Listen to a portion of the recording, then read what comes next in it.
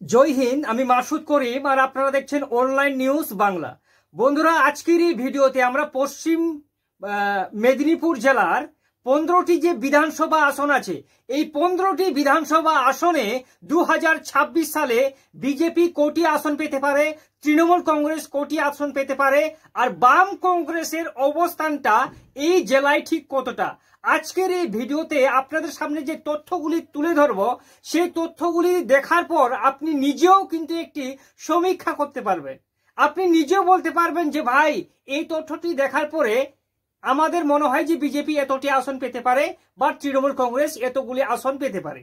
সর্বপ্রথমে আপনাকে বলি যে পশ্চিম মেদিনীপুর জেলার সমীক্ষাটা করার আগে আমাদের যেতে হবে 2021 সালে এই জেলায় শেষবারে যে বিধানসভা ভোটগুলি হয়েছিল তার রেজাল্টটা ঠিক কি ছিল। আর 2021 সালের পরে 2024 সালে আবার এই পশ্চিম মেদিনীপুর জেলায় লোকসভা ভোট হয়। আর এই লোকসভা ভোটে বিধানসভা ভিত্তিক ফলাফলগুলি কি ছিল একটু আমরা আগে দেখে নিই, তারপর আমরা এই জেলার সম্পর্কে কিছু রাজনৈতিক বিশ্লেষণ নিয়ে আলোচনা করব।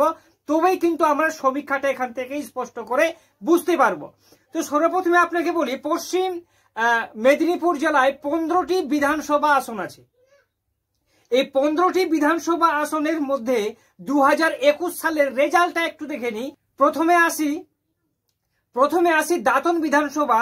এখানে তৃণমূল কংগ্রেস কিন্তু জয়ী হয়েছেন। পরের বিধানসভা হচ্ছে কেশিয়ারি, এখানে তৃণমূল কংগ্রেস জয়ী হয়ে আছেন 50% ভোট শেয়ার নিয়ে 2021 সালে।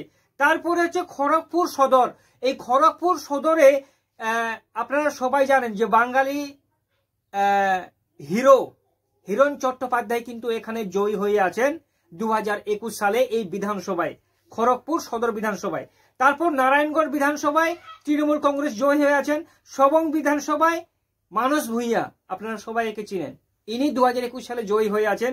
পিংলা বিধানসভায় অজিত মাইতি তৃণমূল কংগ্রেসের জয়ী হয়ে আছেন। খড়গপুরে তৃণমূল কংগ্রেস জয়ী হয়ে আছেন। দেবরায় তৃণমূল কংগ্রেস জয়ী হয়ে আছেন। দাসপুরে তৃণমূল কংগ্রেস জয়ী হয়ে আছেন। ঘাটাল বিধানসভা 2021 সালে সামান্য ভোটের ব্যবধানে বিজেপি প্রার্থী শীতল কপাট এখান থেকে জয়ী হয়ে আছেন 46% ভোট শেয়ার নিয়ে। তারপরে চন্দ্রকোনা বিধানসভায় তৃণমূল কংগ্রেস জয়ী আছেন। গড়বেতা বিধানসভায় তৃণমূল কংগ্রেস জয়ী হয়ে আছেন।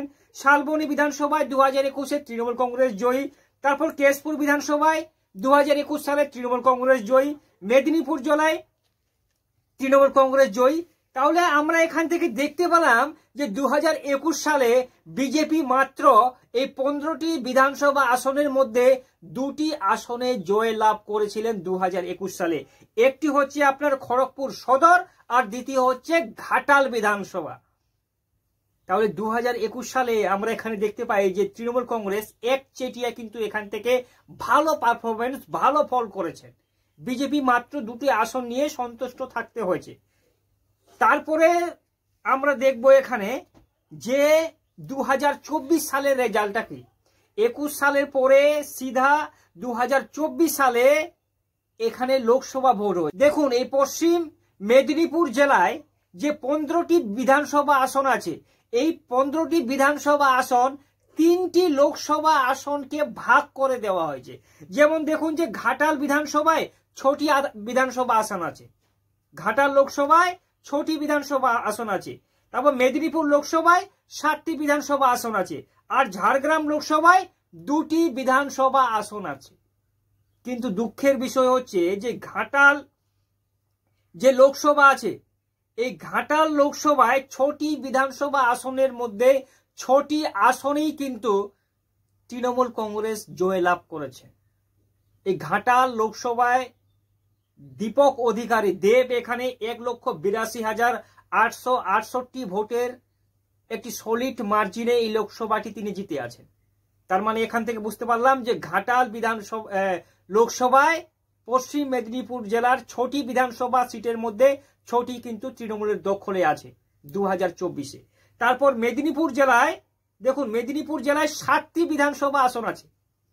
ঠিক আছে, মেদিনীপুর লোকসভায় 7টি বিধানসভা আসন আছে পশ্চিম মেদিনীপুর জেলার। এই 7টির মধ্যে শুধুমাত্র একটি আসন, যেটি হচ্ছে খড়গপুর সদর, সেই আসনটি এগিয়ে আছে বিজেপি 2024-এর বিধানসভা ভিত্তিক ফলাফলে। আর ঝাড়গ্রাম লোকসভায় দেখুন 2টি আসন আছে ঝাড়গ্রাম লোকসভায় পশ্চিম মেদিনীপুর জেলার। এই 2টি বিধানসভা আসনে তৃণমূল কংগ্রেসের দখলে। তার মানে এখান থেকে আমরা স্পষ্ট বুঝতে পারলাম যে 2024-এ যে লোকসভা ভোট হয়েছে এই 15টি বিধানসভা আসনের মধ্যে শুধুমাত্র একটি আসনে জয়ী হয়ে আছেন বিজেপি, বাকি 14টি আসন আবার তৃণমূল কংগ্রেসের দখলে। 2021 সালে 13টি আসন ছিল, সেটি এক ধাপ এগিয়ে 2024 সালে লোকসভা ভোটে 14টি আসন দখল করে তৃণমূল কংগ্রেস। এখান থেকে আমরা একটা স্পষ্ট ইঙ্গিত পাই। দেখুন পশ্চিম মেদিনীপুর জেলায় সেরকম কিন্তু কোনো উলটফেরত নাই। তৃণমূল কংগ্রেসের দাপট পূর্বই এখানে ছিল, বর্তমানে কিন্তু এখানে আছে।